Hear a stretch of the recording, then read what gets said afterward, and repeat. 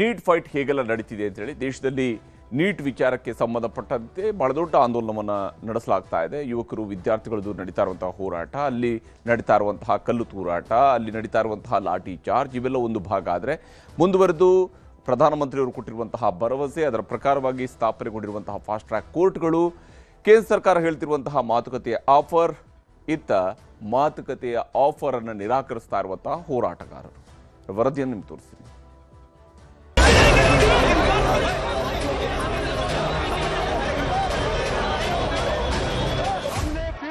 अनुरोध कर रहे हैं कि नीट एग्जाम को लेकर के कोई राजनीतिकरण नहीं करते हुए एजुकेशन मिनिस्टर का इस्तीफा होना चाहिए. Last night he's had them beaten up. Who's responsible? सरकार को ये सब नाटक रचने से अच्छा उनको सोचना चाहिए. ಕೇಂದ್ರ ಸರ್ಕಾರದ 4ನೇ ಆಹ್ವಾನ ತಿರಸ್ಕಾರ, ಧರ್ಮೇಂದ್ರ ಪ್ರಧಾನ್ ರಾಜೀನಾಮೆಯೊಂದೇ ಅಜೆಂಡಾ. ನಾಳೆ ದೇಶಾದ್ಯಂತ ಪ್ರತಿಭಟನೆಗೆ ಸಿಜೆಪಿ ಕರೆ. ಜಂತರ್ ಮಂತರ್ನಲ್ಲಿ ಕಳೆದೊಂದು ತಿಂಗಳಿಂದಲೂ ನಡೆಯುತ್ತಿರುವ ಕಾಕ್ರೋಚ್ ಜನತಾ ಪಕ್ಷದ ಹೋರಾಟಗಳು ದಿನೇ ದಿನೇ ಗಂಭೀರ ಸ್ವರೂಪ ಪಡೆದುಕೊಳ್ಳುತ್ತಿವೆ. ಸಿಜೆಪಿ ಮುಖ್ಯಸ್ಥ ಅಭಿಜಿತ್ ದೀಪ್ಕೆಗೆ ಕೇಂದ್ರ ಸರ್ಕಾರ 4ನೇ ಆಹ್ವಾನ ನೀಡಿದೆ. ಧರ್ಮೇಂದ್ರ ಪ್ರಧಾನ್ ರಾಜೀನಾಮೆ ಕೊಡಬೇಕು, ಜೆಪಿ ನಡ್ಡಾ ಜಂತರ್ ಮಂತರ್ಗೆ ಬರಬೇಕು, ಇಲ್ಲವಾದಲ್ಲಿ ಯಾವ ಮಾತುಕತೆಯೂ ಇಲ್ಲ ಎಂದು ಸಿಜೆಪಿ ಸ್ಪಷ್ಟಪಡಿಸಿದೆ.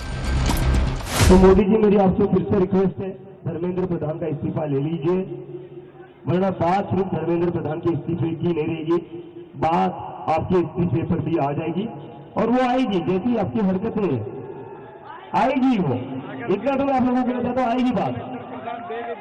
अगर जितेंद्र जी ने बोला कि कहीं भी बात हो सकती है तो फिर हम लोगों ने ऑलरेडी सजेस्ट कर दिया जंतर मंतर आ जाइए, या तो कोई न्यूट्रल एवेन्यू न्यूट्रल प्लेस आ जाए जैसे कॉन्स्टिट्यूशन क्लब ऑफ इंडिया है. सरकार को ये सब नाटक रचने से अच्छा उनको सोचना चाहिए कि यहाँ पे इतने सारे प्रदर्शनकारी धूप में बारिश में खड़े हैं, लाखों की संख्या में खड़े हैं एंड खड़े ही रहेंगे एंड ये संख्या बढ़ती जाएगी. सरकार को एक तरह से थोड़ा ये नाटक, सारे फोटो ऑफ, ये मीडिया को बोलना कि आप चलाओ चलाओ ये चीज चलाओ कि हम लोग रीच आउट कर रहे हैं, ये सब में एनर्जी ना डाल के. ಕಾಕ್ರೋಚ್ ಟೀಮ್ ಹಗಲು ರಾತ್ರಿ ಹೋರಾಟ, ಮೆಟ್ರೋ ಬಂದ್, ಇಂಟರ್ನೆಟ್ ಕಟ್, ಲಾಠಿ ಚಾರ್ಜ್. ಜಂತರ್ ಮಂತರ್ನಲ್ಲಿ ಕಾಕ್ರೋಚ್ ಹೋರಾಟ ಜೋರಾಗಿದೆ. ದಿನದಿಂದ ದಿನಕ್ಕೆ ಹೋರಾಟಗಾರರ ಸಂಖ್ಯೆ ಹೆಚ್ಚಾಗುತ್ತಲಿದೆ. ಹೋರಾಟಗಾರರನ್ನ ತಡೆಯುವ ಸಲುವಾಗಿ ನೆಟ್ವರ್ಕ್, ಇಂಟರ್ನೆಟ್ ಸ್ಥಗಿತಗೊಳಿಸಲಾಗಿದೆ. ರಾಜಧಾನಿಯ 17 ಮೆಟ್ರೋ ಸ್ಟೇಷನ್ಗಳನ್ನ ಬಂದ್ ಮಾಡಲಾಗಿದೆ. ಬಸ್, ಕಾರುಗಳಿಗೆ ತಡೆಯೊಡ್ಡಿರುವ ಪ್ರತಿಭಟನಾಕಾರರು ರಸ್ತೆಯಲ್ಲೇ ಕೂತು ಪ್ರತಿಭಟನೆ ಮಾಡಿದ್ದಾರೆ. ಪ್ರತಿಭಟನೆಗೆ ಬಂದ ನಿಹಾಂಗ್ ಸಿಖ್ಖರೊಂದಿಗೆ ಕೆಲಕಾಲ ಘರ್ಷಣೆಯೂ ಸಂಭವಿಸಿದೆ. ನಂತರ ವಾತಾವರಣ ತಿಳಿಯಾಗಿದೆ.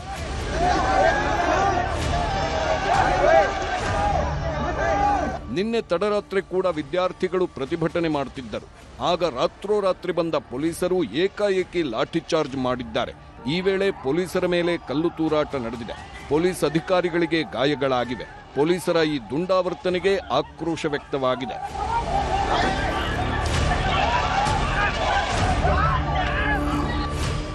प्रॉब्लम एक है, बच्चा कुछ कह रहा है, आप कुछ और कह रहे हो. नेता है, नेतृत्व दिखाने का समय आ गया है. नेतृत्व दिखाएं. बच्चे कुछ कह रहे हैं, पहले उनकी बात सुने, उनकी मांगे क्या है कि जितने भी जिन्होंने इनको मारा है, पीटा है, उन पे कार्रवाई हो. कि इनकी डिमांड, जितनी भी डिमांड है इनको पहले आप फुलफिल करो ना. इतना मुश्किल नहीं है. सिस्टम में भरोसा टूट गया है, बच्चों का, स्टूडेंट्स का भरोसा टूट गया है.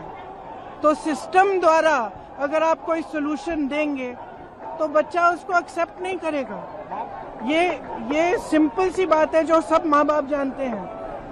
ये सिंपल सी बात है जो हमारे प्रधानमंत्री, हमारे नेता को जानना चाहिए. अगर उन्हें सोल्यूशन देना है वो बच्चों की बात सुने, जो बच्चों की मांगे हैं उनको पहले पूरी करें. ಧರ್ಮೇಂದ್ರ ಪ್ರಧಾನ್ ರಾಜೀನಾಮೆಗೆ ಕಾಂಗ್ರೆಸ್ ಪಟ್ಟು. ಸಂಸತ್ ಒಳಗೂ ಹೊರಗೂ ಹೋರಾಟ, ಕಲಾಪ ವ್ಯರ್ಥ. ಸಂಸತ್ ಕಲಾಪ ಆರಂಭಕ್ಕೂ ಮುನ್ನ ಇಂಡಿಯಾ ಕೂಟ ಹಾಗೂ ಎನ್ಡಿಎ ಕೂಟದ ಸದಸ್ಯರು ಸಂಸತ್ ಆವರಣದಲ್ಲಿ ಪ್ರತಿಭಟನೆಗಿಳಿದಿದ್ದರು. ಪ್ರಧಾನ್ ರಾಜೀನಾಮೆಗೆ ಆಗ್ರಹಿಸಿದ ಇಂಡಿಯಾ ಕೂಟದ ಸದಸ್ಯರು ಸಂಸತ್ ಬಾಗಿಲುಗಳಿಗೆ ದಿಗ್ಬಂಧನ ಹಾಕಿದ್ರು. ಕೌಂಟರ್ ಪ್ರತಿಭಟನೆ ಮಾಡಿದ ಎನ್ಡಿಎ ಸಂಸದರು ತನಿಖೆ ಆಗ್ತಿದೆ, ರಾಜೀನಾಮೆ ಯಾಕೆ, ತಪ್ಪಿತಸ್ಥರಿಗೆ ಕಠಿಣ ಶಿಕ್ಷೆ ಆಗುತ್ತೆ ಎಂಬ ವಾದ ಮಂಡಿಸಿದ್ದರು. ಲೋಕಸಭೆ ರಾಜ್ಯಸಭೆಯಲ್ಲಿ ಗದ್ದಲ ಏರ್ಪಟ್ಟ ಪರಿಣಾಮ ನಾಳೆ ಬೆಳಿಗ್ಗೆ 11 ಗಂಟೆಗೆ ಉಭಯ ಸದನಗಳ ಕಲಾಪ ಮುಂದೂಡಲಾಗಿದೆ. ರಾಜ್ಯಸಭೆಯಲ್ಲಿ ಮಲ್ಲಿಕಾರ್ಜುನ್ ಖರ್ಗೆ ಪ್ರಸ್ತಾಪ ಮಾಡುತ್ತಲೇ ಸಂಧಾನ ಮುಂದೂಡುವ ಸಂಪ್ರದಾಯ ಮುಂದುವರೆದಿದೆ. आज भी पूरा एनडीए पार्टी की ओर से भी फिर से मांग किया है कि ये नीट पे चर्चा होना चाहिए.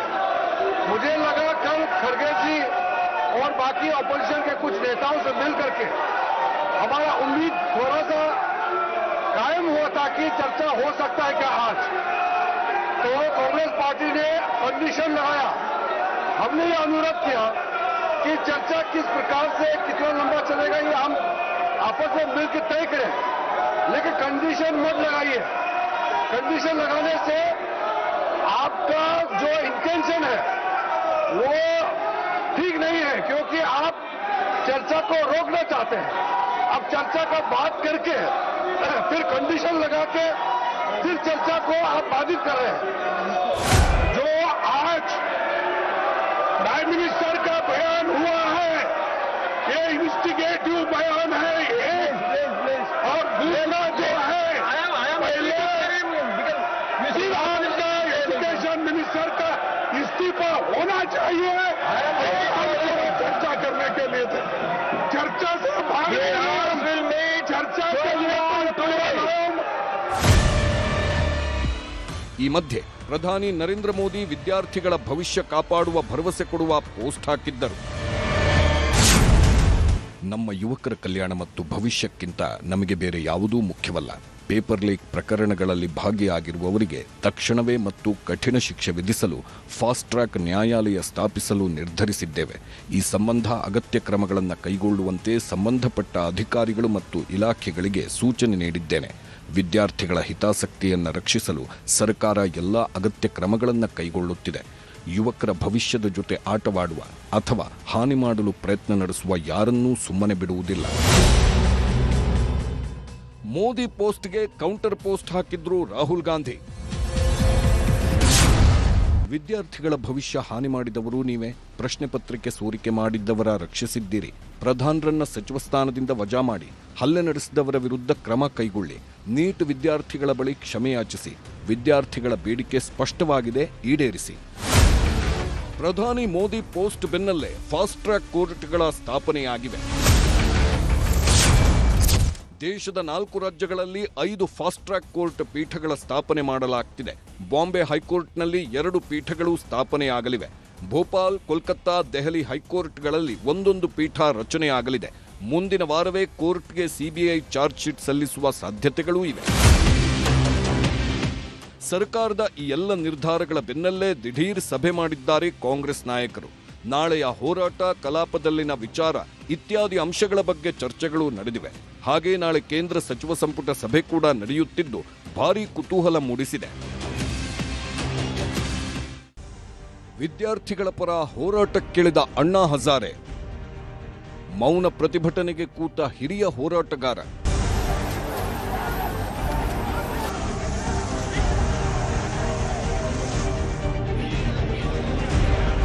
ಕೇಂದ್ರ ಸರ್ಕಾರದ ವಿರುದ್ಧ ವಿದ್ಯಾರ್ಥಿಗಳು ನಡೆಸುತ್ತಿರುವ ಪ್ರತಿಭಟನೆಗೆ ಹಿರಿಯ ಹೋರಾಟಗಾರ ಅಣ್ಣಾ ಹಜಾರೆ ಸಾಥ್ ಕೊಟ್ಟಿದ್ದಾರೆ. ಶಿಕ್ಷಣ ಸಚಿವರ ರಾಜೀನಾಮೆಗೆ ಒತ್ತಾಯಿಸಿ ಪ್ರಧಾನಿ ಮೋದಿಗೆ ಪತ್ರ ಬರೆದಿದ್ದಾರೆ. ಮಹಾರಾಷ್ಟ್ರದ ಅಹಲ್ಯ ನಗರದಲ್ಲಿ ಮೌನ ಪ್ರತಿಭಟನೆ ನಡೆಸುತ್ತಿದ್ದಾರೆ.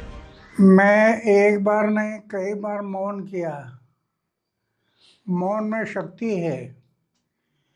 इतना है कि मौन की भाषा सरकार को समझनी चाहिए, फिर कोई हर्जा नहीं.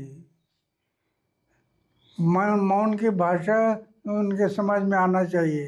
शिक्षण मंत्री धर्मेंद्र प्रधान जी ने इस्तीफा देना चाहिए. इस्तीफा देना चाहिए. ये लाठीचार्ज वगैरह ये गलत है. मैं पहले से बताया कि हिंसक मार्ग से नहीं जाना. ಎಲ್ಲದರ ಮಧ್ಯೆಯೇ ದೇಶವ್ಯಾಪಿ ಹೋರಾಟಗಳು ತೀವ್ರಗೊಂಡಿವೆ. ಸುಪ್ರೀಂ ಕೋರ್ಟ್ ವಕೀಲರು ಸುಪ್ರೀಂ ಕೋರ್ಟ್ ಮುಂದೆಯೇ ನಿಂತು ಕೇಂದ್ರ ಸರ್ಕಾರದ ವಿರುದ್ಧ ಘೋಷಣೆ ಕೂಗಿದ್ದಾರೆ. ಪ್ರಜಾಪ್ರಭುತ್ವ ಉಳಿಸಿ, ಸಂವಿಧಾನ ಉಳಿಸಿ ಎಂದು ಸಂವಿಧಾನ ಪೀಠಿಕೆ ಓದಿ ಆಗ್ರಹಿಸಿದ್ದಾರೆ. We are here to stand on the side of justice. We are here to demand justice for the students. We are not here to agitate for ourselves. This is not about ourselves.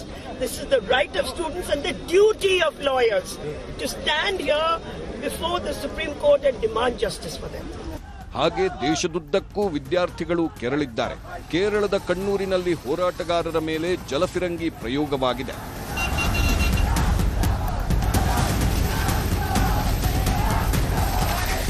ತಿರುವನಂತಪುರಂನಲ್ಲೂ ಪ್ರತಿಭಟನಾಕಾರರ ಮೇಲೆ ಜಲಫಿರಂಗಿ ಪ್ರಯೋಗ ಮಾಡಲಾಗಿದೆ.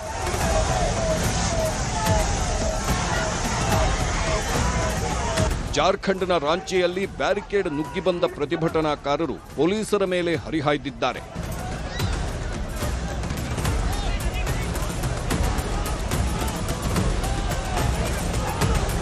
ಮಧ್ಯಪ್ರದೇಶದ ಭೋಪಾಲ್ನಲ್ಲಿ ಬ್ಯಾರಿಕೇಡ್ಗೆಲ್ಲ care ಮಾಡಿಲ್ಲ. Barricade ಮೇಲೆ ಕೂತು ಧರಣಿ ಮಾಡಿದ್ದಾರೆ ಹೋರಾಟಗಾರರು.